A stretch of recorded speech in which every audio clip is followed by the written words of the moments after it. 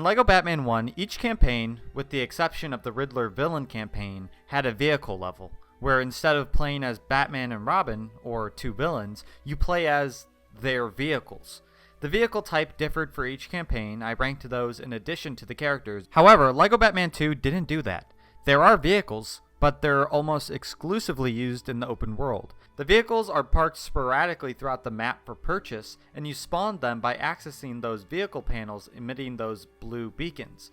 There are land vehicles, boats, and aircrafts available to ride in. Also, the reward for collecting all 10 minikits in each level nets you a tiny version of an existing vehicle. Before you ask, I'm not ranking them.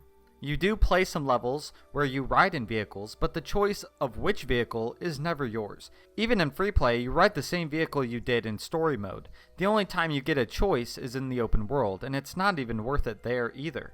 From the story alone, you unlock characters that can get around faster by themselves than any vehicle could. So, ultimately, the vehicles are worthless. Merely an excuse to make it more tedious to 100% the game. But if I'm being honest, I think I still prefer the way they handled vehicles in this game over LEGO Batman 1. Those vehicle levels in the first game they stuck out like a sore thumb. They were jank with vehicle physics. I'd rather have more character levels. Not sure if that's a hot take, but I think most of us can agree that even though vehicles were treated better in LEGO Batman 2, they were still subpar at best.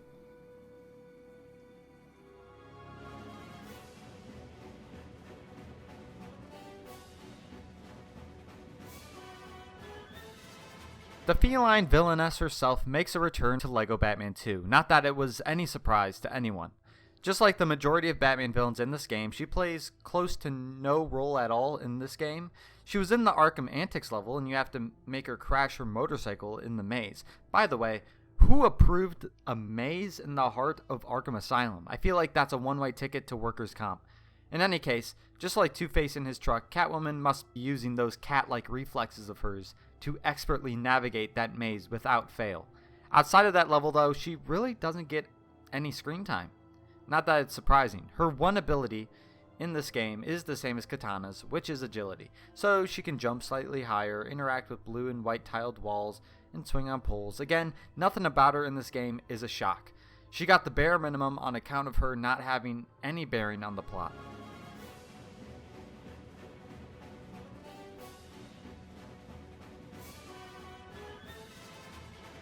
Next, we have another character from the Hero DLC pack, the second one after Katana, and also the first character that renders vehicles useless in this game. This is Zatanna, and she is wasted, I'd say. Zatanna is known for being able to do almost anything with magic, but none of that magicness is translatable to this game, since there are so few abilities. The only thing the developers would spare her is our next ability that is new to the series, Flight. This is the first LEGO game with Flight, and I've got to say, this sucks. You point the crosshairs in the general direction you want to go, but precise maneuvering is a little too much to ask for, I guess, according to TT Games. Yeah, you can get to one side of the map to the other in less than a minute, but if you try to land on something, it might take more than a few tries. It's hard to estimate how far forward you will be launched after exiting flight mode, and with how weird the camera controls are in flight, it's hard to see if you're actually above the thing you want to land on. And it's only in the open world where it's like that. In levels, it works just how it does in later LEGO games, but TT Games was new to the flight mechanic, I guess, and open world flying improved immediately in the next game to have it, LEGO Marvel Superheroes, but hey, that's a discussion for another day.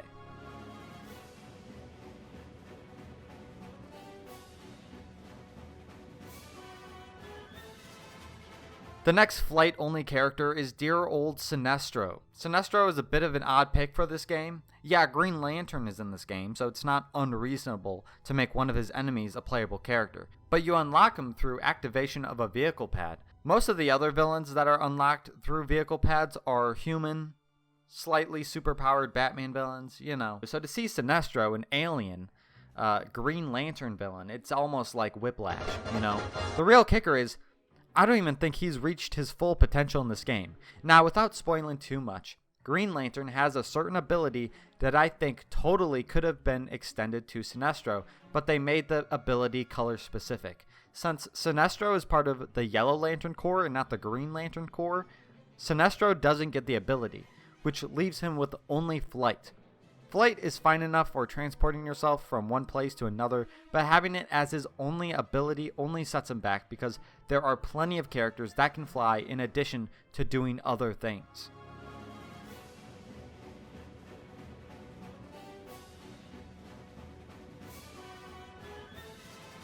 Man, what a throwback. Not only did they bring him back from the first game, but they also didn't do a single thing in regards to his appearance. They didn't even want to switch it up to the alternate design that we saw in the DS version of LEGO Batman 1. Ugh.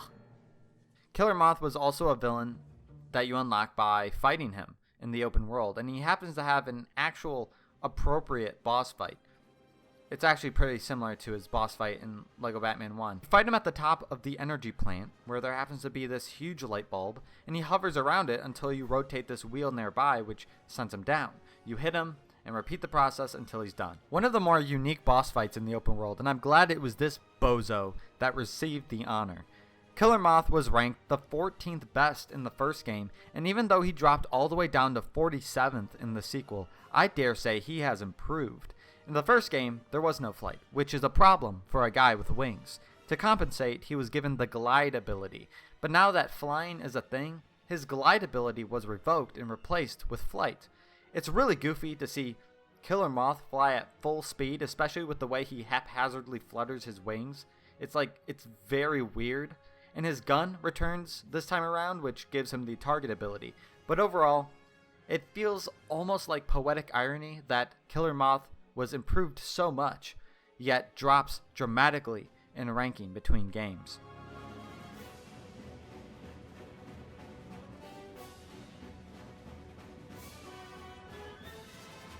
Why yes, this game actually did exist before Big Figs. How could you tell? This is the first character from the Villain DLC pack, and I've got to say, why? Why?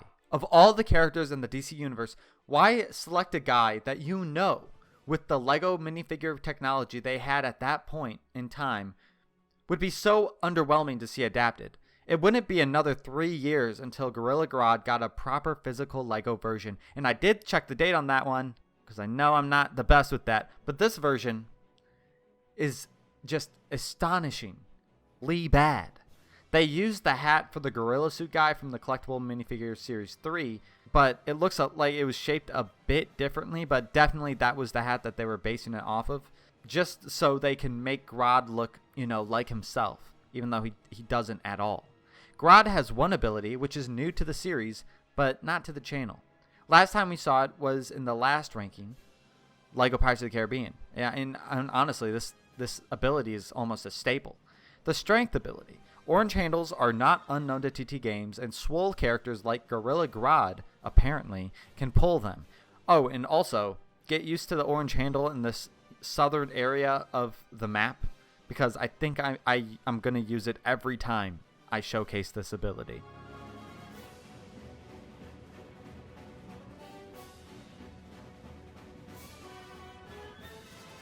We got the new, updated Bane from the 2012 DC theme revival in this game instead of the old design, and to be honest, not much has changed. His eye goggles look a little more like Spider-Man eyes this time, but that's really it.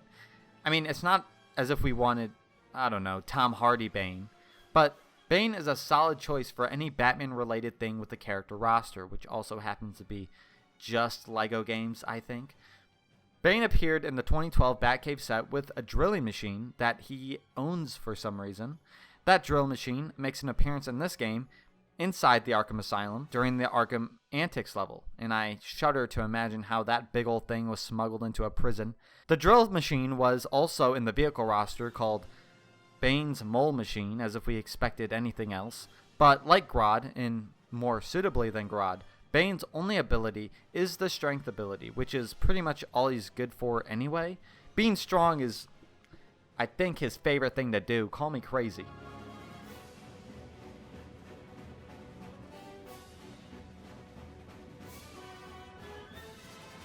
Well, Bane got an updated model.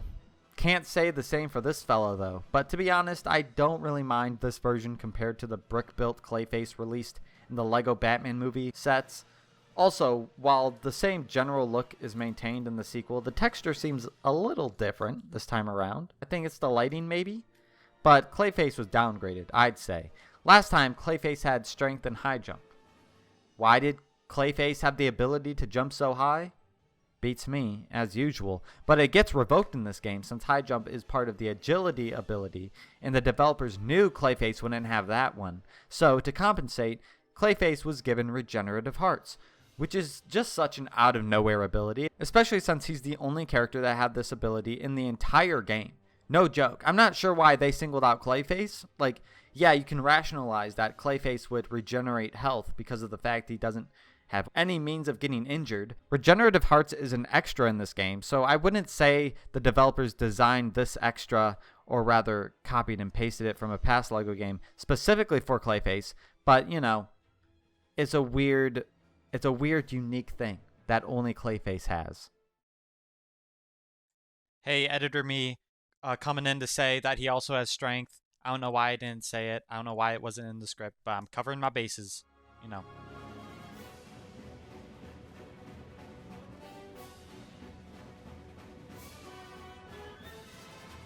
Another Justice League Unlimited regular. Black Canary and Huntress had a bit of a rivalry in that show, and their fights were some of the best animated, which is saying something when it comes to the DCAU, so it's nice to see them both in this game. But to recreate a fight between those two in this game, I think would be pretty underwhelming, but oh well. Black Canary's main thing isn't even that she fights, but rather she has a supersonic scream, and that's what we see in this game. Also, a new ability. We're just making so much progress on this episode, you just don't even know. Anyway, Glass Shattering returns from Lego Batman 1, as well as a few other Lego Batman games that come to mind.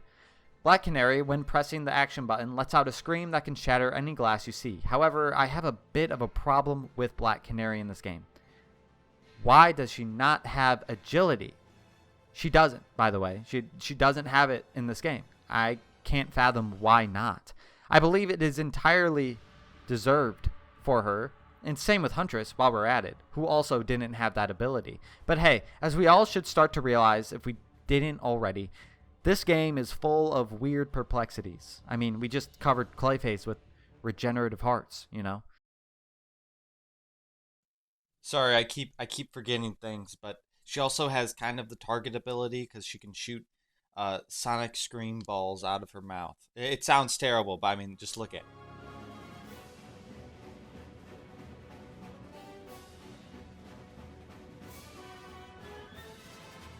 Don't laugh. I'm serious. It was a common name back in those days, okay? Dick Grayson didn't get his own character in the first Lego Batman game. I can guarantee you though, if he was a character in the first game, he'd be at the bottom of the list, right next to Bruce Wayne. He wouldn't do jack, you know. And Dick Grayson in Lego Batman 2 though actually serves a purpose, unlike the hypothetical Lego Batman 1 version.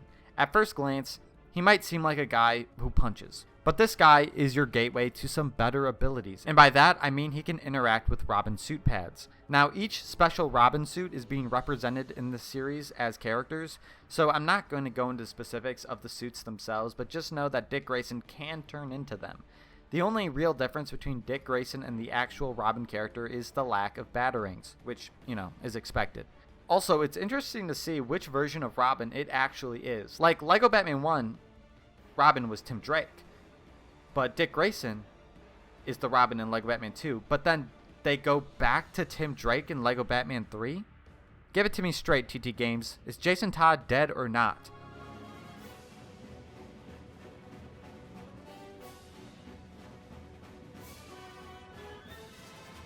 I feel like, in my heart of hearts, you guys saw this coming.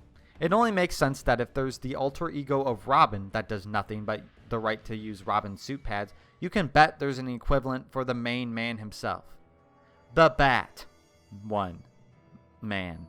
If I'm going to be petty, I think I prefer the 2006 Bruce Wayne though. I don't know. I think that Bruce Wayne just looked like an honest guy. 2012 Bruce Wayne, the one you see in front of you, He looks like, a shady businessman, a banker who intends to squeeze every last cent out of you, But also, it's entirely possible that my preference is completely nostalgia-based.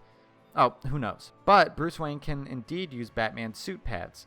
The reason I put Bruce Wayne above Dick Grayson, aside from the obvious fact that he's Batman, is because the Batman suits in this game are used slightly more frequently than the Robin suits, which makes total sense. It is Batman's game, after all.